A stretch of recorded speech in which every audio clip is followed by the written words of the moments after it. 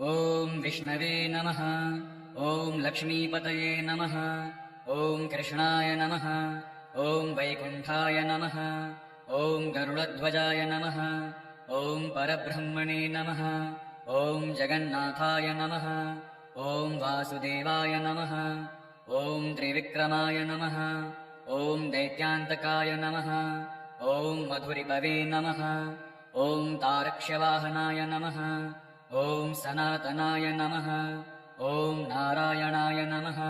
ॐ पद्मनाभाय नमः। ॐ ऋषिकेशाय नमः। ॐ सुधाप्रदाय नमः। ॐ माधवाय नमः। ॐ पुण्डरीकाक्षाय नमः। ॐ स्थितिकर्त्रे नमः। ॐ परात्पराय नमः। ॐ वनमालिने नमः। ॐ यज्ञरूपाय नमः। ॐ चक्रपाणये नमः। ॐ गदाधराय नमः। ॐ उपेन्द्राय नमः। ॐ केशवाय नमः। ॐ हंसाय नमः। ॐ समुद्रमथनाय नमः। ॐ हरये नमः। ॐ गोविन्दाय नमः। ॐ ब्रह्मजनकाय नमः। ॐ कैटभासुरमर्दनाय नमः। ॐ श्रीधराय नमः। ॐ कामजनकाय नमः। ॐ शेषशायिने नमः। ॐ चतुर्भुजाय नमः। ॐ पाञ्चजन्यधराय नमः। ॐ श्रीमते नमः। ॐ सारङ्गपाणये नमः। ॐ जनार्दनाय नमः। ॐ पीताम्बरधराय नमः। ॐ देवाय नमः। ॐ सूर्यचन्द्रविलोचनाय नमः। ॐ मत्स्यरूपाय नमः। ॐ कूर्मतनवे नमः। ॐ क्रोडरूपाय नमः। ॐ त्रिकेसरिणे नमः। ॐ वामनाय नमः। ॐ भार्गवाय नमः। ॐ रामाय नमः। ॐ बलिने नमः। ॐ कल्किने नमः। ॐ हयाननाय नमः। ॐ विश्वम्भराय नमः। ॐ शिशुमाराय नमः। ॐ श्रीकराय नमः। ॐ कपिलाय नमः। ॐ ध्रुवाय नमः। ॐ दत्तात्रेयाय नमः। ॐ अच्युताय नमः। ॐ अनन्ताय नमः। ॐ मुकुन्दाय नमः। ॐ दधिवामनाय नमः। ॐ धन्वन्तरये नमः। ॐ श्रीनिवासाय नमः। ॐ पद्युम्नाय नमः। ॐ पुरुषोत्तमाय नमः। ॐ श्रीवत्कौस्तुभधराय नमः। ॐ मुरारातये नमः। ॐ अधोक्षजाय नमः। ॐ ऋषभाय नमः। ॐ मोहिनीरूपधारिणे नमः। ॐ सङ्कर्षणाय नमः। ॐ पृथवे नमः। ॐ क्षीराब्धिशायिने नमः। ॐ भूतात्मने नमः। ॐ अनिरुद्धाय नमः। ॐ भक्तवत्सलाय नमः। ॐ नराय नमः। ॐ गजेन्द्रवरदाय नमः। ॐ त्रिधाम्ने नमः। ॐ भूतभावनाय नमः। ॐ श्वेतद्वीपसुवास्तव्याय नमः। ॐ सनकादिमुनिध्येयाय नमः। ॐ भगवते नमः। ॐ शङ्करप्रियाय नमः। ॐ नीलकान्ताय नमः। ॐ धराकान्ताय नमः। ॐ वेदात्मने नमः। ॐ वादरायणाय नमः। ॐ भागीरथि जन्मभूमिपादपद्माय नमः। ॐ सीताम्प्रभवे नमः। ॐ स्वभुवे नमः। ॐ विभवे नमः। ॐ घनश्यामाय नमः। ॐ जगत्कारणाय नमः। ॐ अव्याय नमः। ॐ बुद्धावताराय नमः। ॐ शान्तात्मने नमः। ॐ लीलामानुषविग्रहाय नमः। ॐ दामोदराय नमः। ॐ विराड्रूपाय नमः। ॐ भूतभव्यभवत्प्रभवे नमः। ॐ आदिदेवाय नमः। ॐ देवदेवाय नमः। ॐ प्रह्लादपरिपालकाय नमः। ॐ श्रीमहाविष्णवे नमः। ॐ विष्णवे नमः। ॐ विष्णवे नमः। ॐ लक्ष्मीपतये नमः। ॐ कृष्णाय नमः। ॐ वैकुण्ठाय नमः। ॐ गरुडध्वजाय नमः। ॐ परब्रह्मणे नमः। ॐ जगन्नाथाय नमः। ॐ वासुदेवाय नमः। ॐ त्रिविक्रमाय नमः। ॐ दैत्यान्तकाय नमः। ॐ मधुरिपवे नमः। ॐ तारक्ष्यवाहनाय नमः। ॐ सनातनाय नमः। ॐ नारायणाय नमः। ॐ पद्मनाभाय नमः। ॐ ऋषिकेशाय नमः। ॐ सुधाप्रदाय नमः। ॐ माधवाय नमः। ॐ पुण्डरीकाक्षाय नमः। ॐ स्थितिकर्त्रे नमः। ॐ परात्पराय नमः। ॐ वनमालिने नमः। ॐ यज्ञरूपाय नमः। ॐ चक्रपाणये नमः। ॐ गदाधराय नमः। ॐ उपेन्द्राय नमः। ॐ केशवाय नमः। ॐ हंसाय नमः। ॐ समुद्रमथनाय नमः। ॐ हरये नमः। ॐ गोविन्दाय नमः। ॐ ब्रह्मजनकाय नमः। ॐ कैटभासुरमर्दनाय नमः। ॐ श्रीधराय नमः। ॐ कामजनकाय नमः। ॐ शेषशायिने नमः। ॐ चतुर्भुजाय नमः। ॐ पाञ्चजन्यधराय नमः। ॐ श्रीमते नमः। ॐ सारङ्गपाणये नमः। ॐ जनार्दनाय नमः। ॐ पीताम्बरधराय नमः। ॐ देवाय नमः। ॐ सूर्यचन्द्रविलोचनाय नमः। ॐ मत्स्यरूपाय नमः। ॐ कूर्मतनवे नमः। ॐ क्रोडरूपाय नमः। ॐ त्रिकेसरिणे नमः। ॐ वामनाय नमः। ॐ भार्गवाय नमः। ॐ रामाय नमः। ॐ बलिने नमः। ॐ कल्किने नमः। ॐ हयाननाय नमः। ॐ विश्वम्भराय नमः। ॐ शिशुमाराय नमः। ॐ श्रीकराय नमः। ॐ कपिलाय नमः। ॐ ध्रुवाय नमः। ॐ दत्तात्रेयाय नमः। ॐ अच्युताय नमः। ॐ अनन्ताय नमः। ॐ मुकुन्दाय नमः। ॐ दधिवामनाय नमः। ॐ धन्वन्तरये नमः। ॐ श्रीनिवासाय नमः। ॐ पद्युम्नाय नमः। ॐ पुरुषोत्तमाय नमः। ॐ श्रीवत्कौस्तुभधराय नमः। ॐ मुरारातये नमः। ॐ अधोक्षजाय नमः। ॐ ऋषभाय नमः। ॐ मोहिनीरूपधारिणे नमः। ॐ सङ्कर्षणाय नमः। ॐ पृथवे नमः। ॐ क्षीराब्धिशायिने नमः। ॐ भूतात्मने नमः। ॐ अनिरुद्धाय नमः। ॐ भक्तवत्सलाय नमः। ॐ नराय नमः। ॐ गजेन्द्रवरदाय नमः। ॐ त्रिधाम्ने नमः। ॐ भूतभावनाय नमः। ॐ श्वेतद्वीपसुवास्तव्याय नमः। ॐ सनकादिमुनिध्येयाय नमः। ॐ भगवते नमः। ॐ शङ्करप्रियाय नमः। ॐ नीलकान्ताय नमः। ॐ धराकान्ताय नमः। ॐ वेदात्मने नमः। ॐ वादरायणाय नमः। ॐ भागीरथीजन्मभूमिपादपद्माय नमः। ॐ सीताम्प्रभवे नमः। ॐ स्वभुवे नमः। ॐ विभवे नमः। ॐ घनश्यामाय नमः। ॐ जगत्कारणाय नमः। ॐ अव्याय नमः। ॐ बुद्धावताराय नमः। ॐ शान्तात्मने नमः। ॐ लीलामानुषविग्रहाय नमः। ॐ दामोदराय नमः। ॐ विराड्रूपाय नमः। ॐ भूतभव्यभवत्प्रभवे नमः। ॐ आदिदेवाय नमः। ॐ देवदेवाय नमः। ॐ प्रह्लादपरिपालकाय नमः। ॐ श्रीमहाविष्णवे नमः। ॐ विष्णवे नमः। ॐ विष्णवे नमः। ॐ लक्ष्मीपतये नमः। ॐ कृष्णाय नमः। ॐ वैकुण्ठाय नमः। ॐ गरुडध्वजाय नमः। ॐ परब्रह्मणे नमः। ॐ जगन्नाथाय नमः। ॐ वासुदेवाय नमः। ॐ त्रिविक्रमाय नमः। ॐ दैत्यान्तकाय नमः। ॐ मधुरिपवे नमः। ॐ तारक्ष्यवाहनाय नमः। ॐ सनातनाय नमः। ॐ नारायणाय नमः। ॐ पद्मनाभाय नमः। ॐ ऋषिकेशाय नमः। ॐ सुधाप्रदाय नमः। ॐ माधवाय नमः। ॐ पुण्डरीकाक्षाय नमः। ॐ स्थितिकर्त्रे नमः। ॐ परात्पराय नमः। ॐ वनमालिने नमः। ॐ यज्ञरूपाय नमः। ॐ चक्रपाणये नमः। ॐ गदाधराय नमः। ॐ उपेन्द्राय नमः।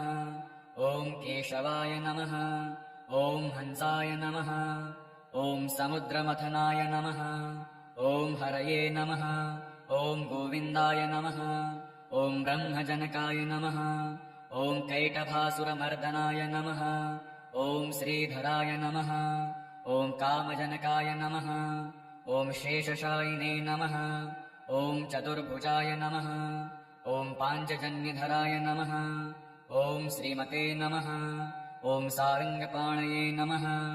ॐ जनार्दनाय नमः। ॐ पीताम्बरधराय नमः। ॐ देवाय नमः। ॐ सूर्यचन्द्रविलोचनाय नमः।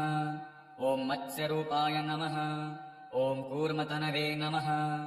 ॐ क्रोडरूपाय नमः। ॐ त्रिकेसरिणे नमः। ॐ वामनाय नमः। ॐ भार्गवाय नमः। ॐ रामाय नमः। ॐ बलिने नमः। ॐ कल्किने नमः। ॐ हयाननाय नमः। ॐ विश्वम्भराय नमः। ॐ शिशुमाराय नमः। ॐ श्रीकराय नमः। ॐ कपिलाय नमः। ॐ ध्रुवाय नमः। ॐ दत्तात्रेयाय नमः। ॐ अच्युताय नमः। ॐ अनन्ताय नमः। ॐ मुकुन्दाय नमः। ॐ दधिवामनाय नमः। ॐ धन्वन्तरये नमः। ॐ श्रीनिवासाय नमः। ॐ पद्युम्नाय नमः। ॐ पुरुषोत्तमाय नमः। ॐ श्रीवत्कौस्तुभधराय नमः। ॐ मुरारातये नमः। ॐ अधोक्षजाय नमः। ॐ ऋषभाय नमः। ॐ मोहिनीरूपधारिणे नमः। ॐ सङ्कर्षणाय नमः। ॐ पृथवे नमः। ॐ क्षीराब्धिशायिने नमः। ॐ भूतात्मने नमः। ॐ अनिरुद्धाय नमः। ॐ भक्तवत्सलाय नमः। ॐ नराय नमः।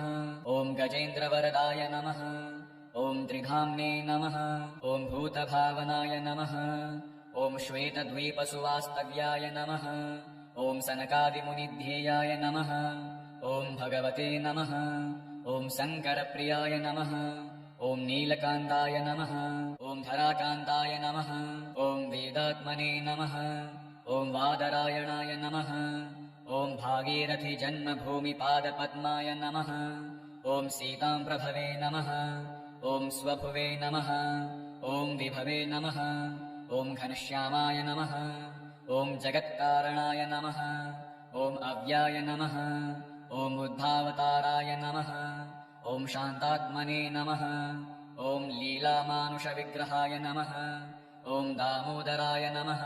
ॐ विराड्रूपाय नमः। ॐ भूतभव्यभवत्प्रभवे नमः। ॐ आदिदेवाय नमः।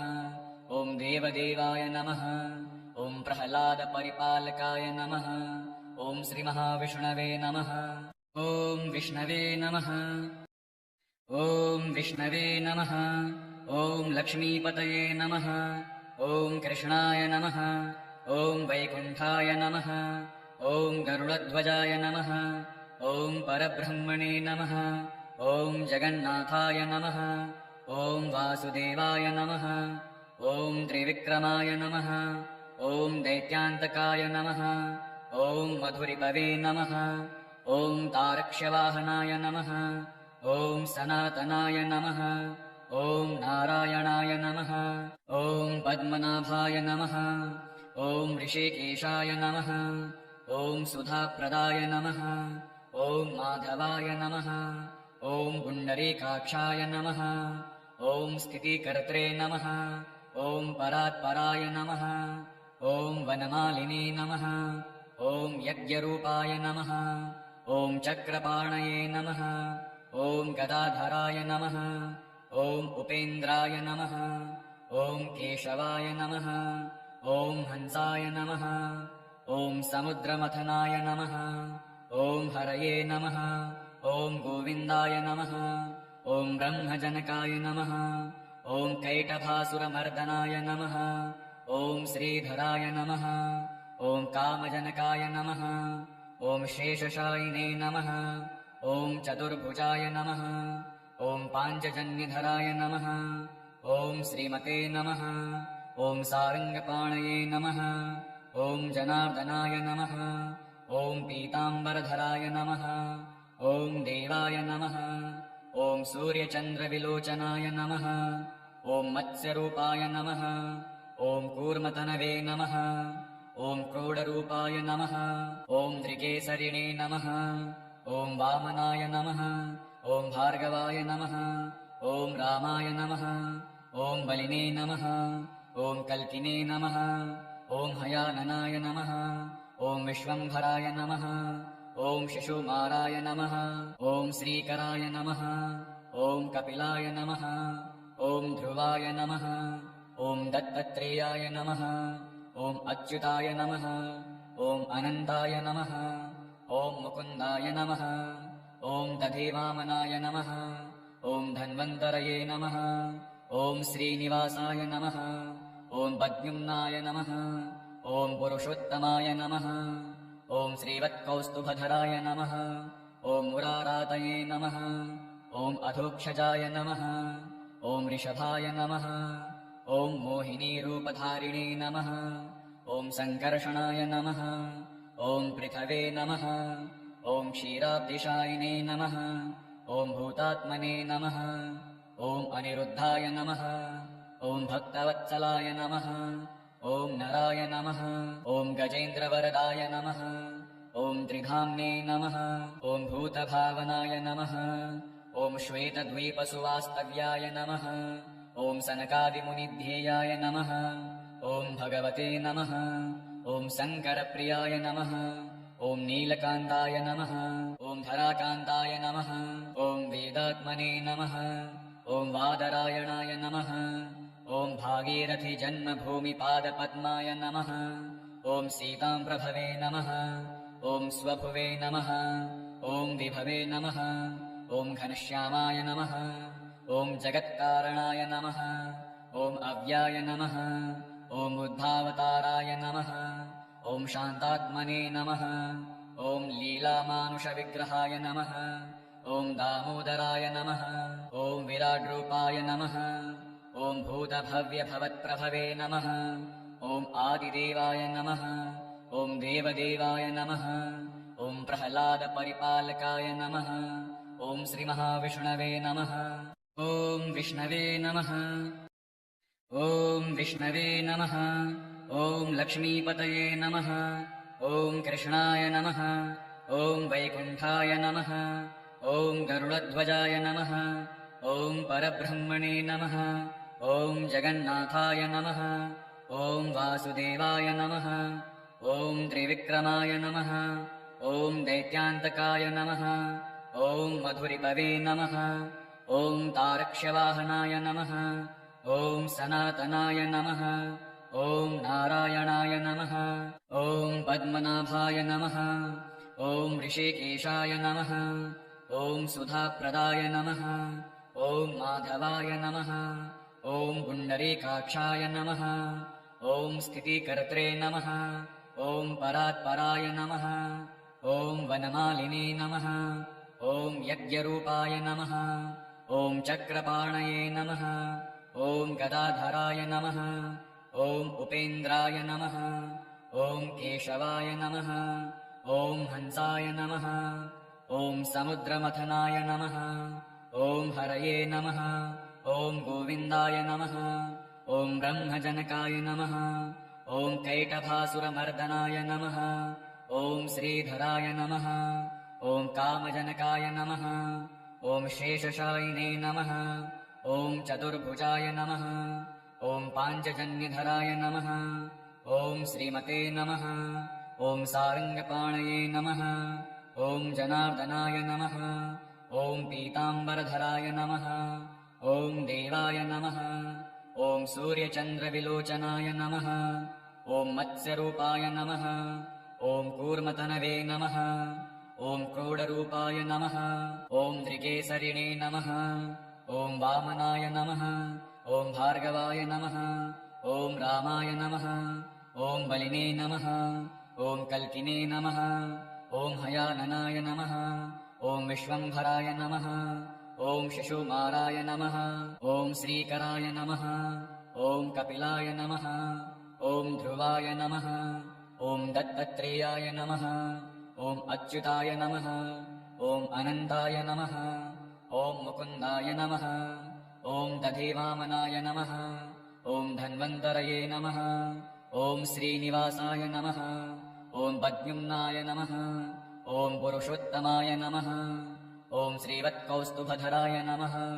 ॐ मुरारातये नमः ॐ अधोक्षजाय नमः ॐ ऋषभाय नमः ॐ मोहिनीरूपधारिणे नमः ॐ सङ्कर्षणाय नमः ॐ पृथवे नमः ॐ क्षीराब्धिशायिने नमः ॐ भूतात्मने नमः ॐ अनिरुद्धाय नमः ॐ भक्तवत्सलाय नमः ॐ नराय नमः ॐ गजेन्द्रवरदाय नमः ॐ त्रिधाम्ने नमः ॐ भूतभावनाय नमः ॐ श्वेतद्वीपसुवास्तव्याय नमः ॐ सनकादिमुनिध्येयाय नमः ॐ भगवते नमः ॐ शङ्करप्रियाय नमः ॐ नीलकान्ताय नमः ॐ धराकान्ताय नमः ॐ वेदात्मने नमः ॐ वादरायणाय नमः ॐ भागीरथीजन्मभूमिपादपद्माय नमः ॐ सीताम्प्रभवे नमः ॐ स्वभुवे नमः ॐ विभवे नमः